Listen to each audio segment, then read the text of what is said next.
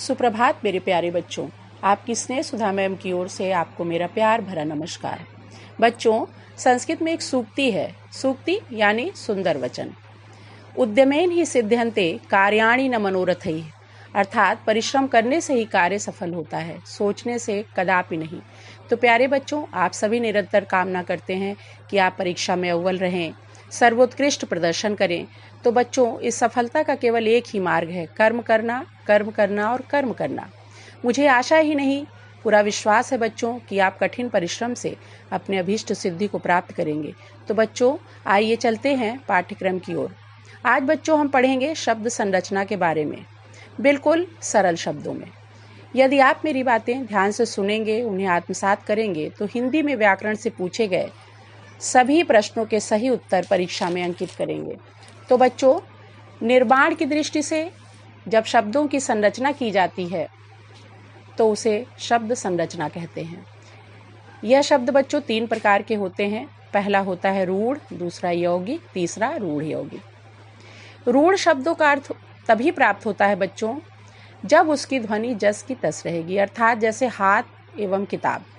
हाथ के बिना हाथ का कोई भी अस्तित्व नहीं होता बच्चों। किताब के बिना किताब का कोई भी अस्तित्व नहीं होता, तो उसे हम अलग नहीं कर सकते, न उसमें कोई शब्द जोड़ सकते हैं। तो यह रूढ़ शब्द होता है, अर्थात किताब एवं हाथ। अब बच्चों आते हैं दूसरे यौगिक शब्द पे। यौगिक वे शब्द हैं जो 2 या 2 से अधिक रूढ़ शब्दों से मिलकर बनते हैं।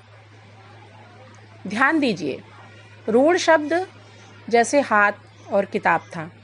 यौगिक शब्द में रूढ़ शब्द जब 1, 2 या 2 से अधिक, एक नहीं, एक रूढ़ शब्द नहीं, जब 2 या 2 से अधिक रूढ़ शब्द मिलकर एक नया शब्द बनाते हैं, नए शब्द की संरचना करते हैं और उसके अर्थ का निर्धारण करते हैं, तब वह यौगिक शब्द कहलाता है। जैसे बच्चों हम उदाहरण देखते हैं, विद्या धनालय अर्थात होता है विद्यालय। विद्यालय का अर्थ होता है, विद्या का अर्थ होता है ज्ञान, आलय का अर्थ होता है घर। तो ज्ञान का घर, जैसे विद्यालय की तरह बच्चों शिक्षालय भी होता है, शिक्षा का घर। विद्यालय और शिक्षालय समानार्थी शब्द होते हैं बच्चों। इसी तरह देखिए, हम देखते हैं पुस्तकालय, हिमालय। पुस्तकालय माने पुस्तकों का घर, हिमालय मतलब होता है हिम धन आलय। हिम माने बर्फ, आलय माने घर, यानी बर्फ का घर। बच्चों, आपने पिछले पाठ्यक्रम में दीर्घ संधि पढ़ी होगी और आपने दीर्घ संधि में विद्यालय, पुस्तकालय, हिमालय, शिक्षालय का उदाहरण भी अच्छी तरह से पढ़ा होगा और आपको, मुझे आशा है आपको ये याद भी होगा।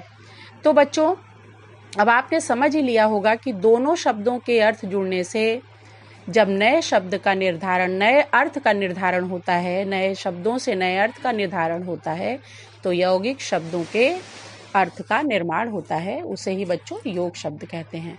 अब हम आते हैं तीसरे योग रूढ़ शब्द पर। योग रूढ़ बच्चों ऐसे शब्द हैं जिनका अर्थ साहित्य जगत में रूढ़ हो चुका है, यानी आप विचार करें तो उनके और भी कई अर्थ हो सकते हैं, परंतु उन्हें उच्चारण करते हुए हमारे मानस पटल पर, हमारे मस्तिष्क पर वही शब्द स्थापित हो जाता है। जैसे जलज। जलज का अर्थ होता है कमल। जलज कहते ही इसका अर्थ कमल हमारे लिए रूढ़ हो चुका है, अर्थात कमल से इतर इसका दूसरा अर्थ हमारे मस्तिष्क में स्थापित ही नहीं हो सकता है। अपितु जलज के और भी कई अर्थ हो सकते हैं, परंतु जलज बोलते ही कमल अर्थ हमारे मन में, हमारे मस्तिष्क में स्थापित हो चुका है। चक्रधर यानी चक्र को धारण करने वाला, अर्थात विष्णु।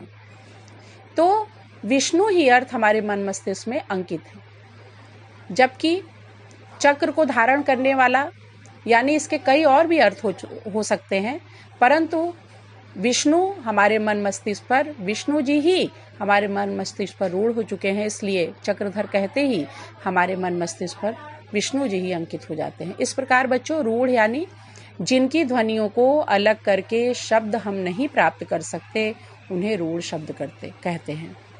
यौगिक शब्द बच्चों 2 या 2 से अधिक शब्दों के जुड़ने से जब किसी अर्थ का निर्धारण होता है, उसे यौगिक शब्द कहते हैं।